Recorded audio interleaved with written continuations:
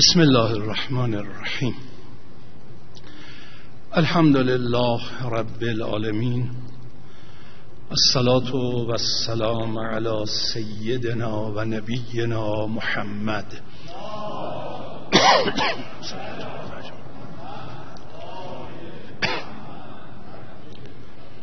و علی آله الطیبین الطاهرین المعصومین، لا سیما بقیت الله فی الارضین.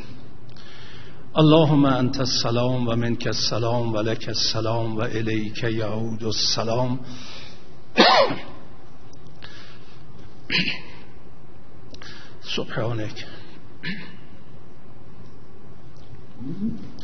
سبحانك رب العزة عما يصفون و السلام علی المرسلین والحمد لله رب العالمین. السلام علیک ایها النبی و رحمت الله و برکاته. السلام علی الائمة الهادین المهدیین. السلام علی جمیع انبیاء الله و رسله و ملائکته اجمعین. السلام علینا و علی عباد الله الصالحین. السلام علی علی امیر المؤمنین. السلام علی الصدیقة الشهیده. السلام علی الحسن و الحسین سیدی شباب اهل الجنه اجمعین. السلام علی علی ابن الحسین زین العابدین. السلام علی محمد ابن علی باقر علم النبیین. السلام علی جعفر ابن محمد الصادق. السلام علی موسی بن جعفر الکاظم. السلام علی علی ابن موسی الرضا. السلام علی محمد ابن علی الجواد. السلام علی علی ابن محمد الهادی. السلام علی الحسن ابن علی الزکی العسکری. السلام علی الحجة ابن الحسن القائم المهدی.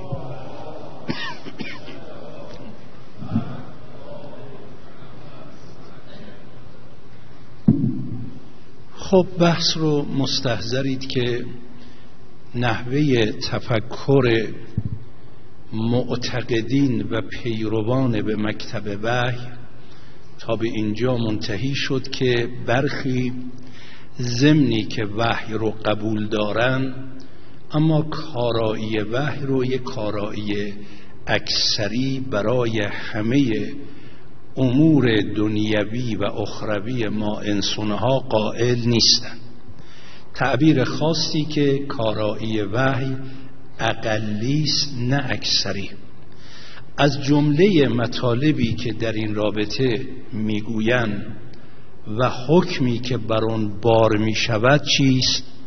میگویند که هم عقل خود حجیت ذاتی دارد، روشنگر حقایق است، هم شرع عقل را تایید کرده، وحی عقل را تایید کرده. پایه پذیرش وحی عقل است. پس اگر ما حکمی را چه به صورت فقهی، استنباطی، حتی سریعتر و جلوتر رفتن گفتن نص، نه تنها اجتهاد، یه حکم اجتهادی داریم که استنباط دین شناس است از منابع دینی، یک نص است که صریح در آیه یا روایت به عنوان بیان الهی و معصوم مطرح شده. گفتن چه برداشت فقهی یک فقیه، چه حتی نص، اگر با اون چرا که عقل اون را نمیپسندد و در مورد عقلانی بودنش بحث دارد، اینجا حق تقدم با عقل است و ما می توانیم اون حکم اجتهادی یا حتی اون نص را تغییر بدیم و به اقتضای فهم عقلانی خودمون حکم جدیدی رو جایگزین کنیم. خب اگر واقعا این گونه باشد، پس باید گفت کارایی وحی تا اونجاست که عقل ما تایید کند و اگر عقل ما مواردی رو نپذیرفت خود میتواند به جای وحی بنشیند و در مقام حاکم و شارع حکم بدهد و تعیین شریعت بکند. خب این رو مخصوصا در رابطه با مباحث اخلاقی که قسمت بعدی بحث ما بود ببینیم شاید بشه امشب جمعش کنیم به بحثای بعدی هم که قراره برسیم انشاءالله فرصت باقی باشه. حالا اگر وقت اجازه داد، اگه نه که مجبور شدیم حالا تا پایان جلسه ببینیم که پیش میاد. گفتن که ما یه مباحثی رو، یه مطالبی رو به عنوان مباحث اخلاقی بر مبنای فطرت انسانی و عقل بشری پذیرفته ایم. اینها رو هنجارهای اخلاقی میدانیم. اگر فقیه در برداشت فقهیش فرامینی رو صادر کنه، احکامی رو بیان کنه که با اون هنجارهای اخلاقی ما سازگار نبود، ما نمیتونیم قبول کنیم. خب مصادیقی که ذکر میکنن مثل چی؟ مثلا فرض کنید یه مورد همون حجاب بود که قبلا اشاره کردم. موارد دیگر مثلا شما در استنباط فقهی فقیهان دارید که در یک صورتی باید افراد مرتکب برخی گناهان خاص را سنگسار کرد. برخی گناهان اون حکمش اعدامه، برخی گناهان حکمش در بحثای فقهی قصاصه، یا اگر کسی مرتد شد با توجه به شرایط خاصی که در فقه مطرح شده حکمش اعدامه. اینا اخلاقی نیست، اینا با اخلاق جور در نمیاد. پس معلومه این احکام باید تغییر بیابه و ما یک نظر جدیدی رو به اقتضای زمان امروز که مردم بپذیرن و قابل هضم برای عموم باشه مطرح بکنیم. این فشرده سخن این عده بود که به عنوان نمونه باز اجازه بدید من یک عبارتی رو از همون کتابی که جلسه قبل خدمتتون بعضی مطالبش رو نقل کردم از صفحه 143 این کتاب دین در ترازوی اخلاق که همین فشرده مطلب همین بود که عرض کردم، عبارت رو دقت کنید. فتاوای فقهی که عبارت است از فهم و برداشت و استنباط فقیهان از نصوص بیانگر احکام شرع اخلاقاً ابطال پذیرند و حجیت و اعتبار اونها مشروط به سازگاری اونها با ارزشها و الزامات اخلاقی است. فشرده اون چی که بنده عرض کردم و توضیحات جلسات گذشته در این 2-3 سطر ببینید. استنباط فقها، برداشت فقهی فقیهان، احکام شرعی رو که ما از قرآن و نصوص به دست میاریم اخلاقاً ابطال پذیرن. میشه بر مبنای اخلاق اینها رو باطل دانست. حجیت و اعتبار اونها مشروط به سازگاری اونها با ارزشها و الزامات اخلاقی است.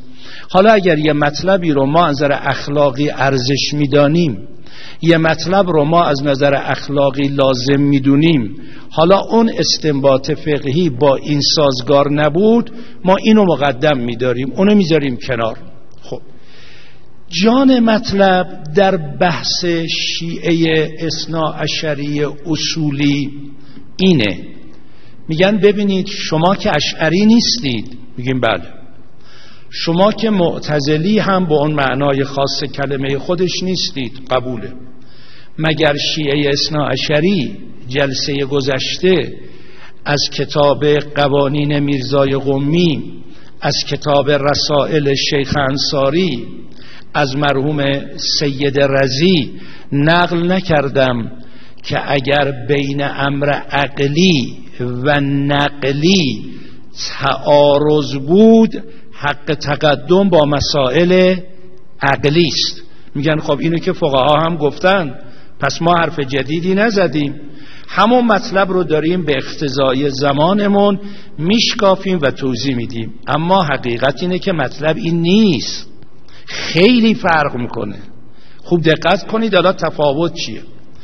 بحث در اینه که اگر یک حکم فقهی، یک امر وحیانی با یه مطلب عقلی تعارض پیدا کرد، ما حق تقدم رو با اون بحث عقلی میدیم، چون عقل حجیت ذاتی دارد و شرع هم حجیت عقل را تایید کرده. اینجا به چند نکته باید توجه کرد، تقاضا میکنم. یک، اولا اگر امری عقلی بود، که امشب روی این من خیلی کار دارم، اگر امری عقلی بود، وهمی نبود، تخیلی نبود، عقلی بود، تو مرحله عقل نظری، تو مرحله عقل عملی هم برخاسته از عقل آزاده از شهوت بود، نه عقل گرفتار شهوت که بر مبنای غلبه شهوت بر عقل در خدمت شهوت در بیاد و باید و نبایدهایی را به عنوان امر عقلی ولی تحت تأثیر شهوت بیان کند. این نکته رو عنایت داشته باشید. اگر امری واقعا عقلی بود، این یک کفه ترازو. کفه دیگر، اگر امری وحیانی بود، به این معنا تحریفی نیست، یه امری را که جعل حدیث قلابی کردن، نص واقعی وحیانی نیست، تفسیر به رأی از یک آیه یا یک روایت است، این نباشه، واقعا وحی باشه. اولا امر عقلی واقعی به معیار عقلی توی کفه، امر وحیانی با ضابطه های خودش به معنی وحیانی، اینا تعارض نباید پیدا کنن، چون هر دو حجت الهی هستند. همونطوری که حجت الهی ظاهری، پیامبران، امامان، آیا بین دو پیغمبر تعارض پیدا میشه؟ نه، چون حجت الهیه. آیا بین پیغمبر و امام تعارض پیدا میشه؟ نه. بین دو امام تعارضه، حتی دو امامی که در یک عصرم بودن، مثل امام حسن و امام حسین که فعلا دوران امامت امام حسین نیست، تسلیم امامت امام حسنه، و بعدش همچنین در طول دوران امامت 11 امام در دوران غیبت. چرا دو حجت الهی ظاهری، کاروان انبیا در طول تاریخ رسالت و نبوت از ابتدا تا انتها، کاروان اولیای الهی ائمه هدی علیهم السلام، چرا با هم اختلاف ندارن و تعارض ندارن؟ چون حجیتشون بر مبنای جعل و قانون خدایی است، لیاقت این حجت بودن را داشتند. الله اعلم حیث یجعل رسالته، خدا میدونه این رسالت رو به کجا قرار بده و به کی بده. اصولاً اختلاف ناشی از دو مسئله است، یا خوب نفهمیدن مطلب، یا ولو مطلب را خوب فهمیدن بر مبنای هوای نفس، منافع شخصی و برخی سوء نیت ها دخالت کردن، اون حقیقت رو لوث بکنن. در بین انبیا و امامان که حجتهای الهیان به معنی حجت ظاهری، جهل نیست، چون علم لدن نیست، از ناحیه وحی و الهام الهی است. هوا نیست، چون معصومن. به همین جهت هیچ وقت با هم درگیری و تعارض و اختلاف پیدا نمی کنن. اگر هم دین اسلام کامل تر از ادیان قبلی است، به معنی تعارض نیست، به معنی تکمیل. و لذا آیه شریفه قرآن کریم لا نفرق بین احد من رسله اشاره به این بحثه. از یک طرف شما در قرآن کریم دارید لا نفرق بین احد من رسله، از طرف دیگر هم دارید تلک الرسل فضلنا بعضهم علی بعض. در این که بعضیا تو رتبه بالاترن بحثی نیست، به اقتضای شرایط زمانی و مکانی و دین قبلی و دین بعدی و دین خاتم و دینی که قرار الالعبد باشد و همه نیازمندی ها رو در بر بگیرد، این برخوردار از یک فضیلت است، نه اختلاف و تعارض. خب همونطوری که بین دو حجت ظاهری تعارض نیست، بین حجت ظاهری که امام و پیامبر است و حجت باطنی که عقل است، اون هم حجت الهی است، نباید تعارض باشه.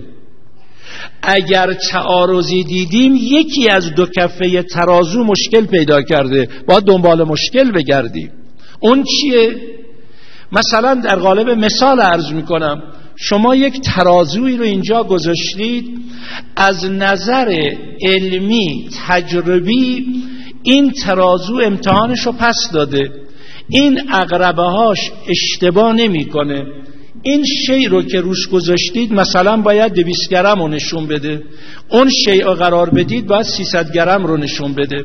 حالا اگر بنده و شما باورمون اینه که این شیء 250 گرمه، میذاریم تو این ترازو میبینیم 200 گرم نشون میده، میگیم یه جا مشکل پیش اومده، یا ترازو خراب شده بریم مجددا ترازو رو چک کنیم، یا ما اشتباه کردیم این 250 گرمی رو 200 گرمی رو 250 گرم حساب کردیم. خب اینجا بریم دنبالش ببینیم مشکل چیه. اگر عقل حجیت ذاتی دارد بر مبنای قضاوت ذات خودش که قبول داریم، و اگر عقل حجیت دارد بر مبنای شرع که قبول داریم، از اون طرفم وحی حجیت دارد بر مبنای هم عقل پذیرفته ایم هم بر مبنای خود حکم شرع، پس نباید با هم تعارض پیدا کنن. اگر تعارض پیدا کردن، یک ببینیم یا یه مطلبی رو ما وحیانی دانستیم که وحیانی نیست، مثل تحریفاتی که در آیین مسیحیت در مغرب زمین پیش آمد، فریاد فلاسفه بلند شد و عرضم کردم حق داشتن اعتراض کنن، چون اون مطالبی را که به عنوان حکم فقهی یا اخلاقی وحیانی معرفی کردن بابا وحیانی نبود.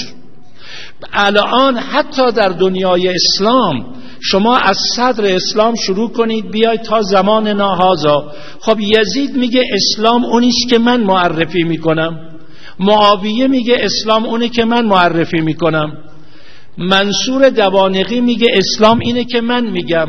آیا اگر در اسلام یزیدی و ابو سفیانی و معاویه‌ای و منصور دوانقی مطالبی بود که عقل رد میکند، این تعارض عقل با وحی است؟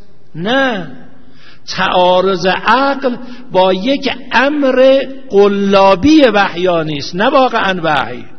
این یه مطلبه که باید روش دقیق بشیم. مطالبی که مطرح میشه واقعا اون مطالب وحیانی است که عقل رد کرده. و حالا از این طرف دوم رو بگیرم. طرف دوم، آیا مطالبی را که به عنوان عقلانی گرفتیم که با مطالب وحیانی سازگار نیست واقعا عقلانی است؟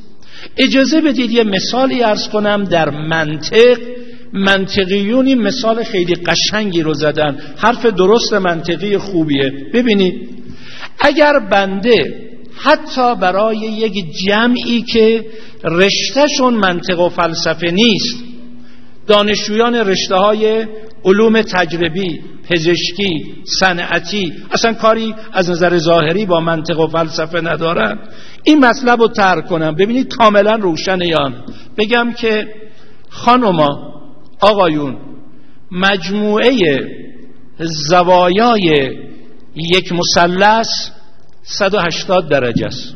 این یه حکم. بحث دیگر، فلزات در اثر گرما ذوب می شوند. این دوتا از نظر قدرت تشخیص و عقلانی هر انسانی که یک کمی دقت روی مسائل داره یکسانه یا فرق داره؟ خیلی فرق میکنه. فرقش چیه؟ فلزات در اثر حرارت ذوب میشوند، حکم قطعی بدیهی عقلی است یا استقرایی است؟ امر استقرایی است. آیا استقرای ما در این که فلزات در حرارت ذوب میشوند استقراء تام است یا استقراء ناقص؟ اصلا ما امکان استقراء تام نداریم. نهایت حرف اینه، تا حالا اینجوری فهمیدیم، ولی امکان دارد با یه موردی که خلافش پیدا میشه این حکم نقض شود؟ بله، شاید یه فلزی در بعدها یه جای دیگه پیداش، عقل که اینو رد نمیکنه. شاید یه فلزی در جایی پیدا شد در اثر حرارت ذوب نشد، بگیم پس این حکم کلی نیست، یعنی عقلی نیست. یه تجربی تا کنون چنین بوده، حالا ممکنه بعدش مورد نقض پیدا بشه، ولی میشه گفت میشود مثلثی پیدا شود که مجموعه زوایاش 180 نباشه. عقل میپذیره؟ این قاعده عقلیه. قاعده عقلی زمانمند نیست، مکانمند نیست، مختص به یه عده نیست. لذا میگن قوانین عقلی کلیه، ابطال ناپذیر است. نمیتونید قانون عقلی رو باطل کنید و نمیتونید قانون عقلی رو تغییر بدید، تابع شرایط زمان و مکانش بکنید. این مطالب رو ما میگیم عقلی، نه اموری را که بر مبنای یک مقدماتی تصور عقلی کرده ایم. لذا دو کفه ترازو دو طرف باید دقت کنیم. حالا تقاضا دارم یک کمی دقت بفرمایید. بحث ظریفه. من جلسه قبل از قول خود کانت یه مطلبی رو نقل کردم. کانت گفت تنها حالا با ذکر صفحه براتون بعد میخونم، تنها امر قطعی استثناء ناپذیر، یعنی به تعبیری قانون عقلی که نتونید از نظر عقلا بهش خدشه وارد کنید، چیه؟ گفتن نیت خیره، حتی عمل نه، نیت خیر. چطور؟ این حرفی که تو فلسفه غرب کانت زد و مبنای فلسفه اخلاقی شد که برخی اسلام شناسان داخلی و خارجی ماهام اومدن خواستن بر مبنای این حرفا رو بزنن که دارم خدمتتون عرض میکنم. میگن چیه؟ میگه ببینید شما انسان‌ها وقتی نیت یک کار خیر رو دارید، این خیره، هیچ بحثی درش نیست، اما این امر اونچنان عام است که استثناء پذیر نیست. ولی ما اگر بخوایم یه احکام عقلی را از انسانها در رابطه با باید و نباید و امر و نهی مطرح بکنیم، انسانی که تحت تأثیر شرایط، محیط، افکار، احساسات، خصائص داخلی، جو زدگی قرار نگیرد که مشروط و مقید نشود، این یه امر محالی است. خب پس شما حکم کلی عقلی رو در کجا گرفتید؟ اگر ما نمیتوانیم به همین جهت، خوب دقت کنید، ما در تاریخ وقتی بحث حسن و قبح عقلی رو مطرح میکردیم، خوب دقت کنید چه عرض میکنم. بله ما قبول داشتیم حسن و قبح عقلی داریم و شرع مخالف حسن و قبح عقلی نیست، ولی عقلی کدومه؟ حسنش را عقل به گونه‌ای پذیرفته که احدی از عقلای عالم نمیتونن رد کنن و قبحش را به گونه‌ای عقل پذیرفته که احدی از عقلای عالم نمیتونن رد کنن. اینو میگیم حسن و قبح عقلی. مثل چی؟ مثلا عدل خوب است، این حسنش عقلیه. کدوم عقل در کره زمین که بگه عدل بده؟ حتی نهج البلاغه از امیرالمؤمنین علیه السلام سوال شده العدل افضل ام الجود؟ جود بخشش، سخا، لطف کردن به دیگران. العدل افضل ام الجود؟ عدل بالاتره یا جود؟ حضرت فرمودن العدل، عدل بالاتره، برای اینکه وضع شیء فی ما وضعه، هر چی رو در سر جای خودش قرار میده. حتی اگر، حالا من در تحلیل عرض میکنم، جودی که خلاف عدل باشد حسن نیست. احسان بخشش، شما ممکنه به یکی ببخشید، بخشندگی شما باعث بشه گداپروری بکنید، تنبل بار بیارید، اینجا جاش نیست. اما یه جایی این بخشش واقعا یه گرفتاری رو حل میکنه، پس جاشه. پس جودم باید بر مبنای این یه حکم کلی عقلی، اینو میگیم حسن، حسن عقلی داره. بله، حالا اگر یه حکمی در دین آمد که با این حسن عقلی مغایر بود، بله اینو نمیتونه عقل بپذیره، ولی داریم، حالا بحث میکنم روش. این مصادیقی که این آقایون روش انگشت گذاشتن، انگشت میذارم روش که هیچ کدوم اینجوری نیست. چرا در دو کفه ترازو یا مطلبی رو به عنوان وحی گرفتی که وحیانی نیست، یا مطلبی رو به عنوان عقل گرفتی که عقلانی نیست، بعد حکم روی او آوردی، این حکم غلطه. الان نمونه هاشو عرض میکنم. اگر میگن حسن عقلی، عقل به هیچ نحوی مثل مجموعه زوایای یک مثلث 180 درجه است، نمیتونی تغییر بدی، نتونه رو حسنش تغییر ایجاد کنه. بگه بله این هم مسلمه. تو قبح هم همینطور. آقا ظلم قبیح هست، عقلی میتونه رد کنه؟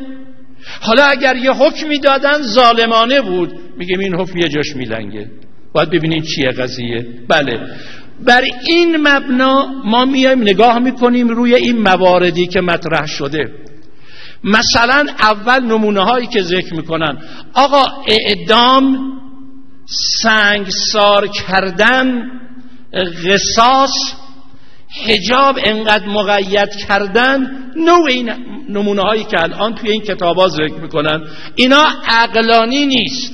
عقلانی به این معنی همین الان حتی در مغرب زمین نیستن کسانی که تو تحلیل فلسفیشون خلاف این رو نظر دادن، خلاف اینایی که این حرفا میزنن.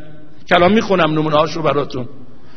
حتی در تجربه گاهی انسانها به این نتیجه نرسید. البته من اینو عرض بکنم، اسلام ما همینجا جاشه این اشاره رو بکنم. بعد ما اگر راجع به حکم وحیانی میخوایم نظر بدیم و عقل و وحی، باید همه جوانب مسئله وحیانی رو در نظر بگیریم، یه تیکه رو نبینیم تیکه دیگر رو ندیده بگیریم. به قول مولوی در مثنوی، به دریا ماهی دم از خدا زد، به کوی حق در چون و چرا زد، که چون دریا برایم آفریدی، خط خشکی چرا گردش کشیدی؟ مرا هرگز به خشکی نیست حاجت، برون از حاجت چرا گشت از خلقت؟ نمیدانست بیچاره که دنیا برای او نگردیده مهیا، تویی چون ماهی و دنیاست دریا، برای تو نشد دنیا مهیا.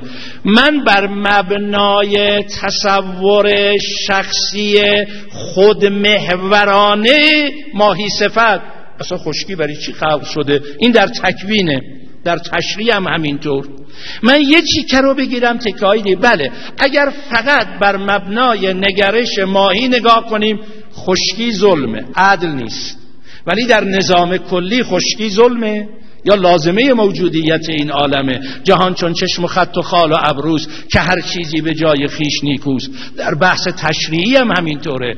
اگر ما مبنای وحیانی شیعه اثناعشری رو مطرح میکنیم، میگه کتاب خدا که تحریف نشده، امام معصوم در کنار این کتاب خدا و نظارت و اجرای امام معصوم در کنار این کتاب، و اگر امام بنا به عدم لیاقت و ظرفیت و آمادگی مردم غائب شد، چقدر بحث فقهی اختلافی بین فقها داریم که آیا برخی از این حدود در دوران غیبت زمینه اجرا دارد، باید حد را جاری کرد یا نه. اینم بحث فقهیه، نه یعنی غلطه.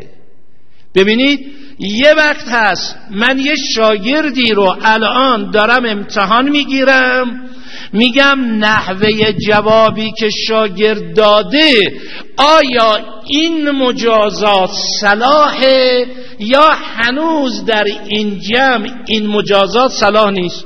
مثلا یه نمونه فقه بگم، یکی از اینا که خیلی هم دامن زده تو نوشتهش میگه که آقا این عقلانیه، میگه دختر 9 ساله رو بفرست خونه شوهر. یا حالا اون تعبیری که در فقه داره اونو بگم، دختری که حالتهای ماهیانه بهش دست داد بعد از اون میتونه شوهر کنه. کدوم عقل اینو میپذیره؟ کدوم عرف اینو میپذیره؟ پس این مال دوران نمیدونم 1400 سال قبل عربستان بود، دنیای امروز باید تغییر بدید. این امر عقلانی شما میگید یا این برداشت شما یا برداشت غلطه؟ حالا روی این برداشت بیایم. آیا در فقهی که این را بیان کرده چی گفته؟ گفته در بین دختر و پسر یه تفاوتی از نظر سن بلوغ وجود داره. دختر زودتر از پسر بالغ میشه، یه واقعیتی، و حداقل سن ممکنه یک دختر برای بلوغ 9 سالگیه. یک پسر ممکنه 12 13 14 بشه. و اگر یک دختری بالغ شد واجب است ازدواج کند یا برای ازدواج شرایط دیگری هم مطرح کردن، بلوغهای دیگری هم مطرح کردن. گفتن مجموعه این بلوغها در کنار هم، حالا اینو به اقتضای زمان و مکان، همین الان مکانهایی است که دختر 9-10 ساله بلوغ ازدواج داره، مکانهایی است که دختر 12 13 14 ساله بلوغ ازدواج نداره. کما این که همین الان تو کره زمین منطقه‌هایی هستن که پسرهای 14 15 16 ساله بلوغ ازدواج دارن، منطقه‌ای هم پیدا میشه که پسر 20 ساله بلوغ ازدواج نداشته باشه. این که حکم کلی عقلی نیست من بیام مسخره کنم حکم خدا را، بعد بگم آقا وحی رو بذاریم کنار، عقل خودمون بیاریم جای وحی بنشونیم. انشالله در اثبات نیاز به وحی بر مبنای همین عقل که میخوایم ادامه بحث رو با هم بریم اونجا عرض میکنم اصلا خود عقل میگه من به وحی نیاز دارم، چون بعضی جاها من نمیتونم احاطه کلی بر همه موارد داشته باشم. ما خیلی از مطالب را که عقلانی محض نیست عقلانی بپنداریم ضرر میکنیم. حالا یه مثال دیگه عرض کنم، دقت بفرمایید. مثلا از نظر عقلانیت، اخلاق به همون معنی که همه گرفتن چیز خوبیست، بله اخلاق چیزه، لذا همش میگیم خوش اخلاق باشیم، اخلاق داشته باشیم، آدما باید اخلاقی باشن، این جای خودش درست. اما آداب اخلاقی با اخلاق، آداب اخلاقی هم عقلانی است که اگر وحی یه ادب اخلاقی رو معین کرد شما بگید با این بحثی که من تو عقل مطرح میکنم سازگار نیست، میذارمش کنار. الان نمونه عرض میکنم. برخی از افراد آداب اخلاقیشون اینه به هم دیگه رسیدن کلاهاشون رو بردارن، این یه فرهنگه قرار داده. برخی از مردم مثل نظامی ها آداب اخلاقیشون اینه که کلاه را رو سرشون بگذارن. اگر یه نظامی در مقابل یک شخصیتی که از نظر درجه از او بالاتره در مقابلش کلاه رو برداره بیادبیه، کلاه رو بذاره با ادبه. در فرهنگ دیگری در مقابل کسی به عنوان اینا قرار داده، اینا عقلیه، کدومش فی حد ذاته خوب است؟ هیچ قرار داده. حالا اگر ما یه سری قراردادهای اخلاقی رو میخوایم بگیریم، حسن و قبح عقلی غیر از قراردادهای اعتباریه، واقعیتهای ذاتیه. حالا بیایم تو این واقعیتهای ذاتی ببینید چقدر اختلاف آرا تو همین فلسفه غرب پیدا شده. من نمونه هاشو سریع رد میشم.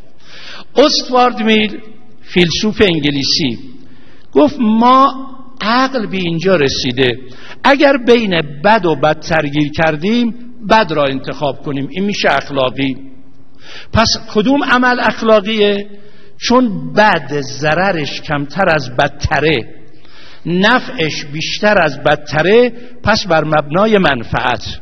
اینی میگن اخلاق منفعت گرایانه، اخلاقی که بر مبنای منفعت.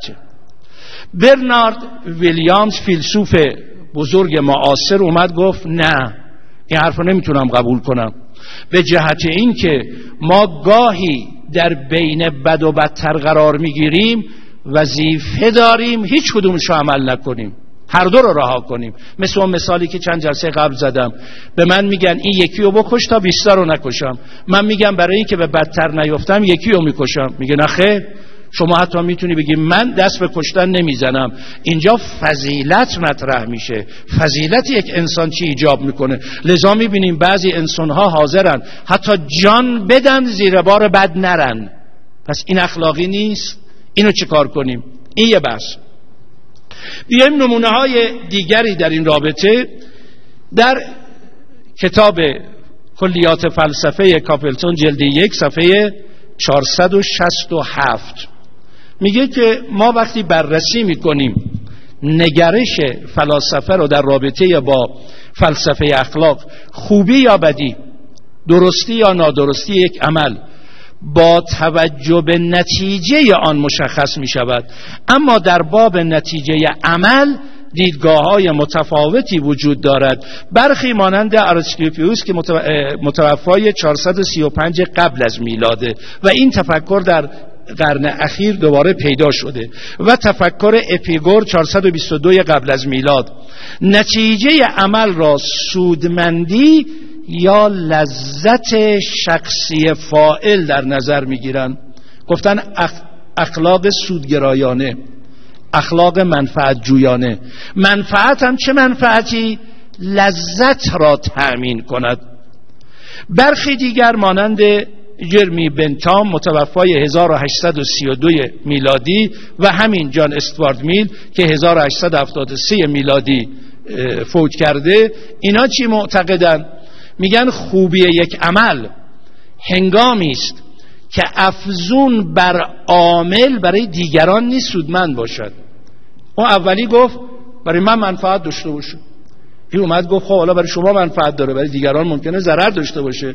میگه نه، بذار برای دیگران هم نفع داشته باشه. پس اگر اینجا امر دائر شد بین یه امری که برای من نفع داره ولی برای عموم ضرر داره، برای عموم نفع داره ولی برای من ضرر داره، میگه منفعت عمومی وسیله‌ای برای دستیابی به منفعت شخصی است. اون وقت راسل تو تاریخ فلسفه غربش صفحه 1060 یه انتقادی به این کرده، میگه در حالی که منفعت عمومی مطلوب اصلی است، چه بسا منفعت شخصی که باعث خودخواهی میشه در منفعت جمعی برخی امور اخلاقی رو مجبور بشیم فدا کنیم. چه کار کنیم؟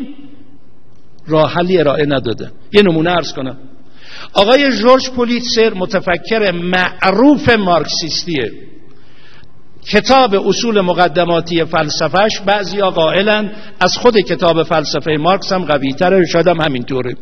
در دانشکده کارگری سوربون فرانسه هم تدریس میکرده. میگه که متدینین قائلین به وحی ایدئالیستن، رئالیست نیستن. چرا؟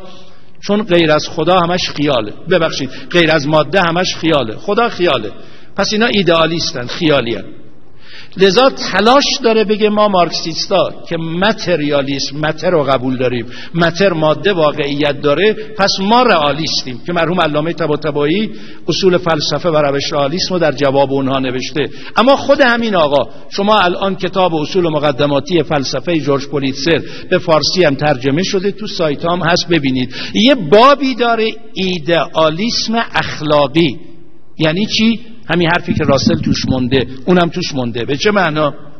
میگه که دانشجو از من میپرسه بر مبنای جهانبینی یک انسان قائل به وحی که قائل است بعد از مرگ قیامت هست، بهشت و دوزخ هست، حاضر شدن که جان را در راه آرمانش بدهد و شهید شود توجیه عقلی دارد؟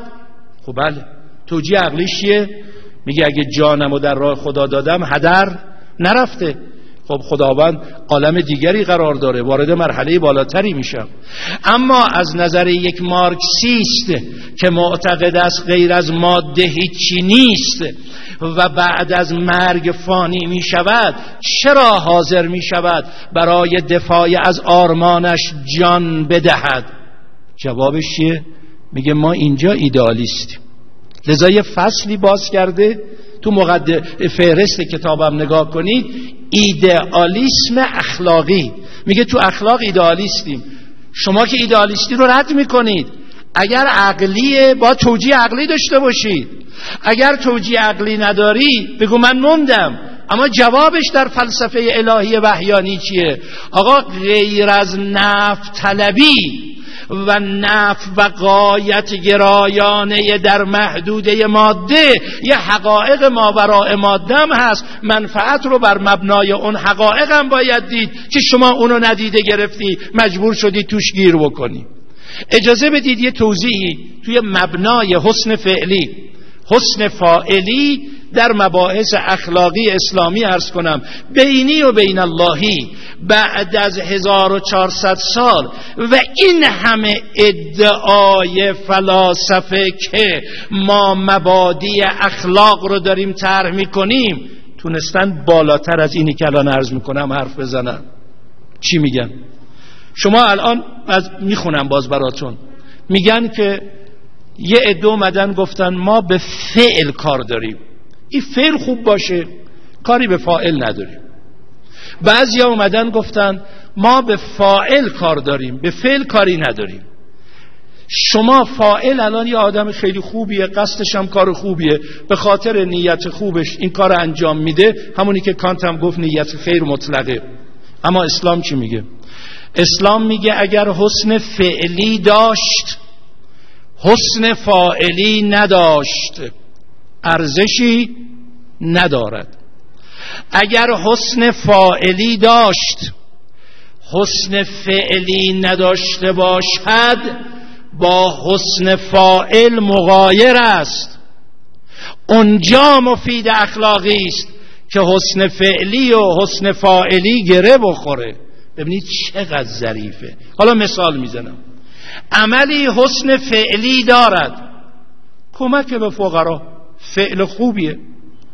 مشکلات بندگان خدا رو حل کردن، کار بسیار خوبیه.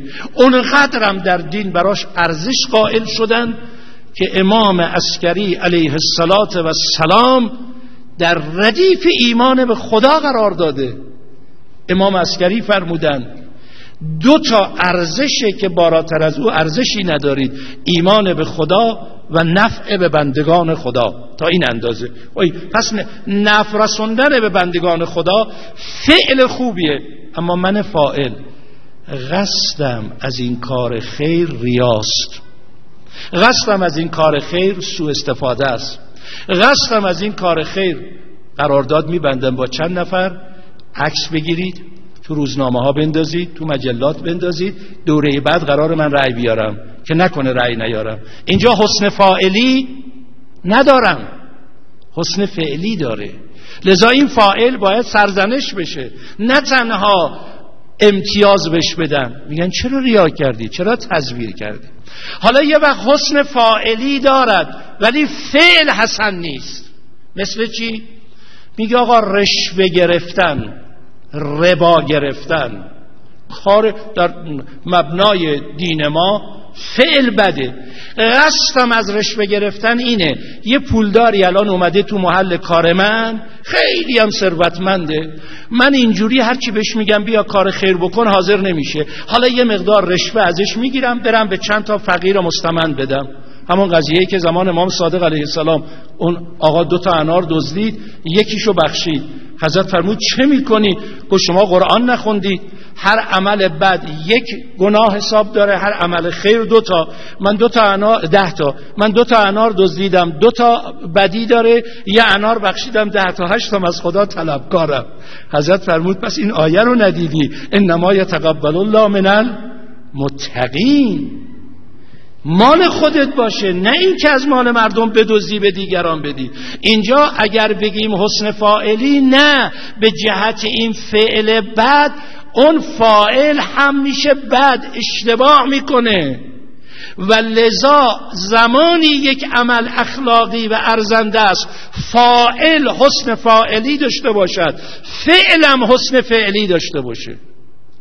و لذا این تعبیر غلطی که از این روایت الاعمال بالنیات بعضیا فهمیدن، خیال میکنن الاعمال بالنیات یعنی عمل هرچی میخواد باشه، نیت خوب باشه. نه، اصلا عمل غیر خوب در اسلام پذیرفته نیست، چون عملی که قرآن پذیرفته حتی بالاتر از عمل حسنه، عمل صالحه. والذین آمنوا و عملوا الصالحات. حتی عمل صالح اگر نیت الهی نباشد صالح نیست. لذا اول فرمود الذین آمنوا و عملوا الصالحات. هم حسن فعلی داشته باشه، هم حسن فاعلی داشته باشه. و این فعل با اون حسن فاعلی در جامعه این اخلاقه. یا بیایم حالا ببینید اختلافاتی که اینجا باز مطرح کردن به چه صورت پیش میره. باز نمونه دیگری رو من خدمت شما بخونم. آقای لاپنیز میگه که ما برای اینکه بتونیم مبانی اخلاقی رو در دنیای درون خودمون محک بزنیم و اینو عقلانی بدانیم، یک نشانه در جوهره وجود ما وجدان رو میگه. یک نشانه باریک، نمونه از قدرت و علم الهی پنهان است وجدان. ببینید وجدانی است یا نه. ژان ژاک روسو: وجدان غریزه فناناپذیر الهی و ندای آسمانی است. مونتسکیو: همیشه قضایا را قبل از اخذ تصمیم به محکمه وجدان تسلیم نمایید. وجدان راهنمای بی‌نظیر و قاضی بی‌طرفی است. خیلی خوب، تا اینجا درست. اگر وجدان را به معنی فطرت پاک الهی بگیرید که مبانی حسن را وجدانی بداند، دو تا مشکل اینجا سر راه این عده قرار گرفته که همین دو تا مشکل دلیله که باید بریم سراغ وحی. این دو تا مشکل که یک، وجدان تحت تاثیر قرار میگیره یا نمیگیره؟ هم از طرف خود فرد، هم از طرف جامعه. چقدر اتفاق افتاده ی انسان واقعا کار بدی رو کرده، دچار عذاب وجدان هم هست. الان وجدانش داره سرزنشش میکنه چرا این کارو کردی، ولی برای اینکه خودشو از عذاب وجدان رها کنه هی تلقین میکنه. آقا حالا مسئله ای نیست، خواهی نشوی رسوا هم رنگ جماعت شو مگه دیگران. و لذا و بعد در جامعه خیلی وقتا به همین دلیل است که ما میبینیم غیر از موارد خاص عقلایی مثل زوایای مثلث 180 درجه از کلی ما نداریم. الان ببینید چقدر اون میگه غایت گرایانه، اون میگه فضیلت گرایانه، اون یکی میگه نمیدونم وظیفه گرایانه. که نمونه کدوم یکیشو بگیرم؟ چرا اختلاف دارید؟ پس معلومه وجدانم تحت تاثیر قرار گرفته که نمیتونه یک حکم قطعی به شما بده. باز نمونه های این چنانی، بعضی اومدن گفتن اگر قرار ما غایت رو در نظر بگیریم، خوب عنایت بکنید، اگر قرار غایت رو در نظر بگیریم، غایت فرد یا غایت جامعه، غایت مادی یا غایت ماوراء مادی، اگر غایت فردی گرفتیم با غایت جمعی تناقض پیدا کرد چه کار کنیم؟ اگر غایت جمعی گرفتیم فرد و قرار فنا بکنیم چه کار کنیم؟ و اگر مادی گرفتیم اون حقایق معنوی که حتی جورج پولیتسر مجبور شده بیاد بگه که من اینجا ایدئالیسم اخلاقی ام، اینو چه کارش بکنیم؟ لذا اونقدر تو این زمینه ها موندن که اجازه بدید من حالا حتی نویسنده کتاب دین در ترازوی اخلاق صفحه 114 و 115 مجبور شده اعتراف کنه. چی اعتراف میکنه؟ یک، اخلاق فایده‌گرا یا وظیفه‌گرا ریشه در عقلانیت اخلاقی دارد. خب این یه ادعا، میگه این عقلانیت اینو میگه، اما صفحه 114 فیلسوفان، اینو خوب دقت کنید، فیلسوفان اخلاق در وجود و ماهیت عقل و عقلانیت عملی اختلاف نظر دارند. یک گروهی عقل و عقلانیت عملی را در عقل و عقلانیت خودمحور مصلحت اندیش فردی خلاصه می کنند. 2. گروه دیگری بر این عقیده‌اند که ملاحظات اخلاقی همواره با مقتضیات عقلانیت خودمحور سازگار نیست. 3. گروه سومی هستند که به دوالیسم عقل عملی و تکافؤ عقلانیت خودمحور مصلحت اندیش و عقلانیت اخلاقی قائلند. پس چی شد؟ اگه قرار بود عقل با وحی تعارض داره، عقلانیت متفق باشه، نه کدوم یکی از اینا؟ دسته اول، دسته دوم، دسته سوم. بر همین مبنا حالا ببینید در همین مغرب زمین من 2-3 نمونه دیگر رو براتون عرض میکنم. خانمی است خیلی در این زمینه در اروپا مطرحه، الیزابت آنسکوم. این 1958 یه مقاله‌ای نوشته که اتفاقا این مقاله آقای یاسر پور اسماعیل به فارسی ترجمه کرده. مقاله خوندنی جالبی است. ایشون میگه که خطاست که ما نظریاتی را در اخلاق اتخاذ کنیم که در مفاهیم بسیار قانونی مانند الزام و وظیفه زمینه داشته باشد. میگه مگه ما میتونیم همچین کاری بکنیم؟ مگه ما همچین احاطه‌ای داریم؟ زیرا این مفاهیم در زمان بی اعتقادی به وجود قانون گذار الهی دیگر بی معنا می شود. یعنی یه وقت شما میگید این قانون گذارش خداست، چون خدا را محیط بر همه حقایق میدانی میتونی کلیتش رو بپذیری، اما بشر را شما چقدر غیر از اون بحث در واقع اونو مستقلات عقلیه یا بدیهیات اولیه عقلانی که گفتم اونو منها کنید که حجت الهیه. شما چقدر موارد دارید انسانها یک امری رو به عنوان حکم کلی عقلی گفتن بعد عوض کردن. 23 سال بعد از این که این خانم این مقاله رو نوشت، یک فیلسوفی در اروپا مک انتایر کتاب در جستجوی فضیلت سال 1981 میلادی نشر داد. ایشون چی میگه؟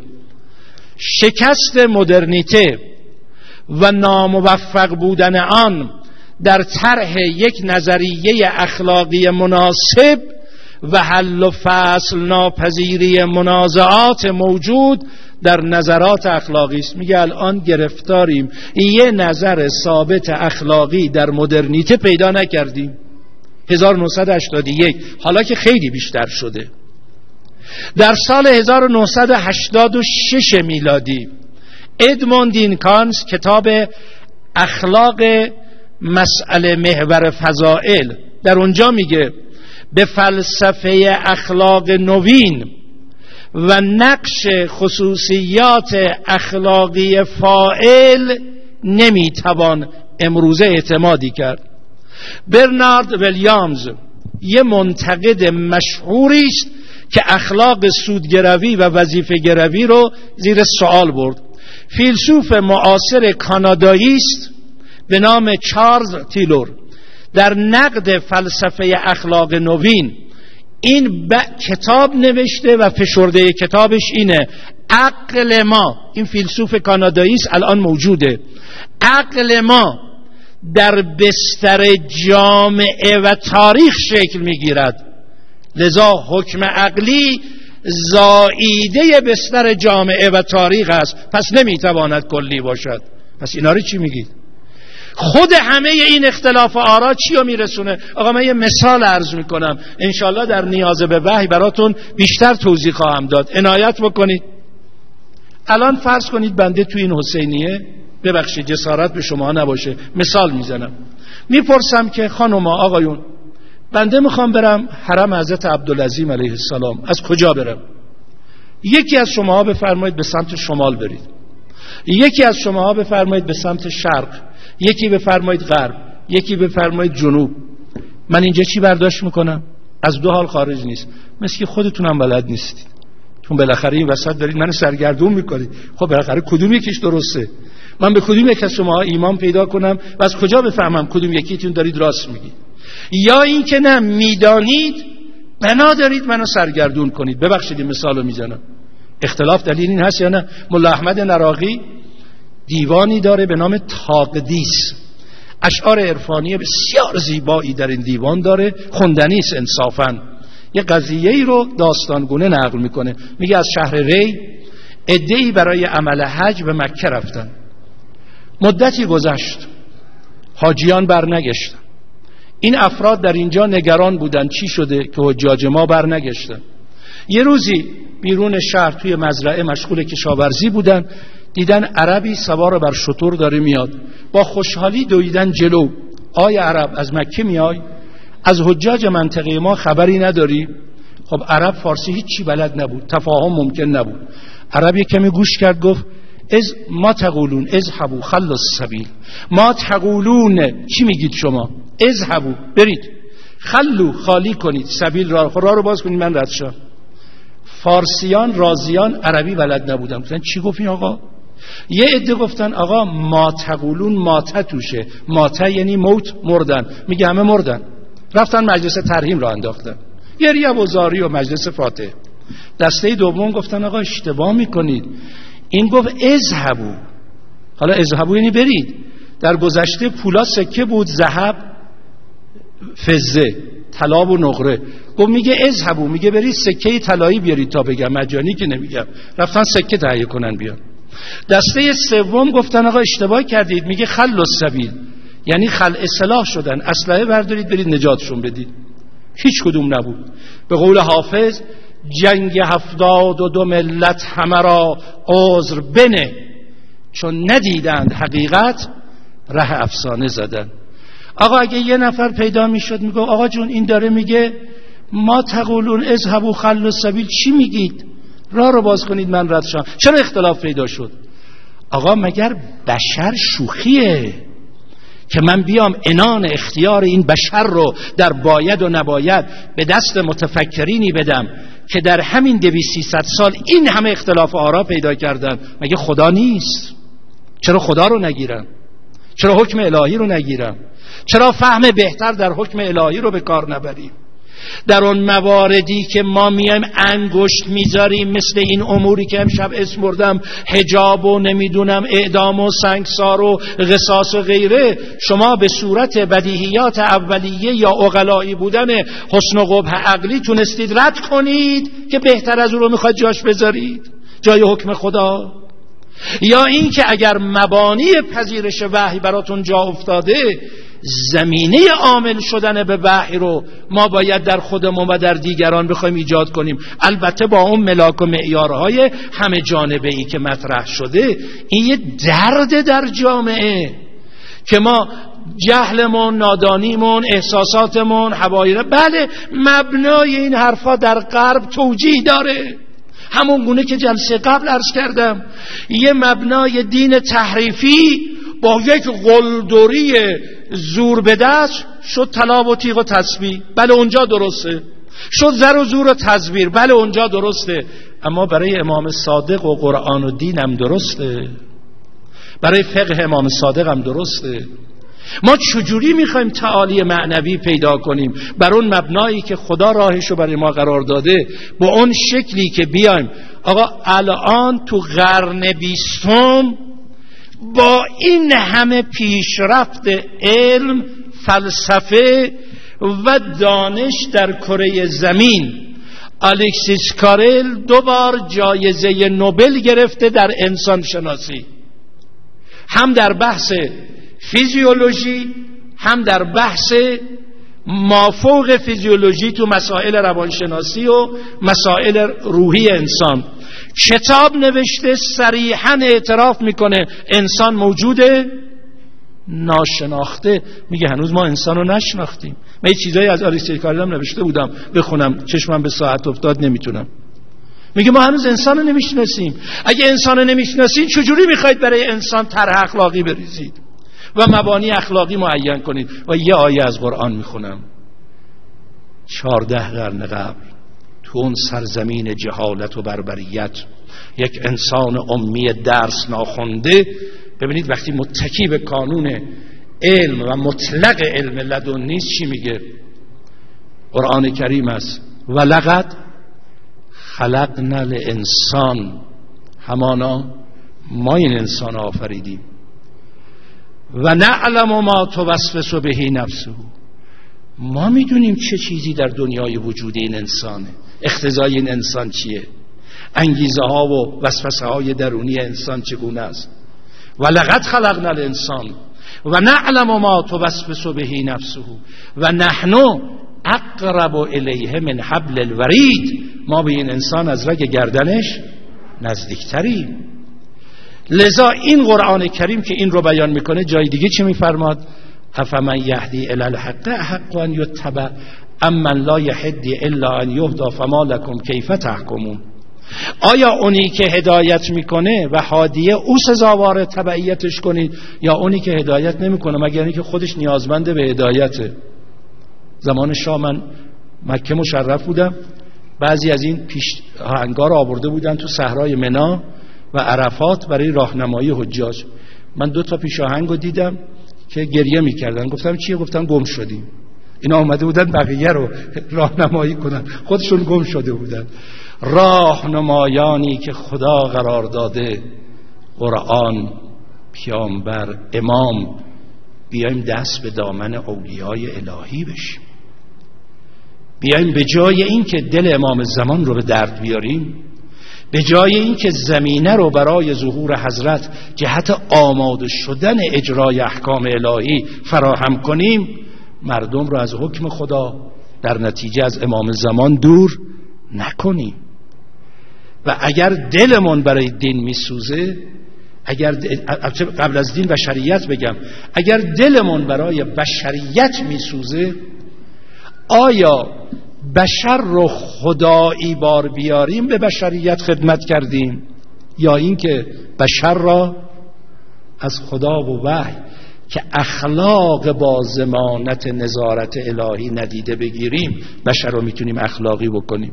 من یک کنفرانسی 2 سال قبل در دانشگاه استنفورد داشتم تو امریکا. اونجا بحثم علم و دین بود. آیا علم و دین تعارض داره یا علم و دین با همدیگه میتونه هماهنگی داشته باشه؟ این بحث رو مطرح کردم. گفتم صادقانه ما امروز بیایم تعارض بین علم و دین رو مطرح کنیم، خدمت کردیم به خلق، یا بیایم ببینیم تعامل بین علم و دین چجوری میتونه تو جامعه بشریت رو به سوی کمال پیش ببره. لذا بیایم اگر میگن تعارض عقل و وحی، واقعا مطلب وحیانی است یا از این طرف مطلب عقلانی است که تعارض داره؟ شناخت بهتر وحی رو در پیش بگیریم. یکی از دردهای عمیق امیرالمؤمنین علیه السلام که سر در دل چاه می کردند و می فرمودند خدایا منو از این مردم بگیر، به من مردمی بهتر از این مردم بده، چی بود؟ صریح اومده، نهج البلاغه پره، 1 2 تا 10 تا نیست. میاد به امیرالمؤمنین میگه آقا ببینید معاویه یه جوری عمل میکنه که مردم بهتر میتونه دوره برای خودش جمع کنه، شما نمیتونید از او کارا بکنید. حضرت چی جواب میدن؟ یعنی بیایم آقا الان جو ما نمیپذیره مثل اون عدالت علی ابن ابی طالب رو اجرا کنیم. خب علی تو هم مثل معاویه بشو، اینجا کوتاه بیا. فرمود اتأمرونی ان اطلب النصر بالجور، به من امر میکنی که نصرت رو با ستم به دست بیارم؟ به خدا قسم اگر مال خودم بود همین گونه که عمل کردم عمل میکنم، ولی اینکه مال خداست، مال من نیست. این فرهنگ میتونه بشر رو بشر بسازه، ولی تا زمانی که بشر آماده این فرهنگ نیست، علی باید سر در دل چاه کند ولی معاویه مسلط شود. مسلط شدن معاویه مال نقص حکم خدا نیست، مال نقص مردم در پذیرش حقه. ما پذیرش حق رو در خودمون قوی بکنیم. و صلی الله علی سیدنا و نبینا محمد و آله الطیبین الطاهرین المعصومین. اللهم باسمک العظیم الاعظم الاعز الاجل الاکرم به مولانا صاحب الزمان. یا الله یا الله یا الله یا الله یا الله یا الله یا الله یا الله یا الله یا الله یا رحمان یا رحیم یا مقلب القلوب ثبت قلبی علی دینک وکفنا یا قاضی الحاجات و یا کافی المهمات انک مجیب الدعوات انک علی کل شیء قدیر برحمتک یا ارحم الراحمین. الهی یا حمید به حق محمد، یا عالی به حق علی، یا فاطر به حق فاطمه، یا محسن به حق الحسن، یا قدیم الاحسان به حق الحسین و تسعة المعصومین من ذریة الحسین. اللهم عجل لولیک الفرج. خدایا درک دقیق از دین و آمادگی عمل اون درک به همه ما عنایت بفرما. خدایا نسل جوان ما را از خطرات گوناگون انحراف محفوظ و مصون بدار. خدایا آنانی که دانسته و آگاهانه در صدد انحراف اعتقادی بشریت هستند، اگر قابل هدایت نیستند نابودشون بگردان. خدایا همه ما را در مسیر بندگی خودت ثابت قدم بدار. به نبی و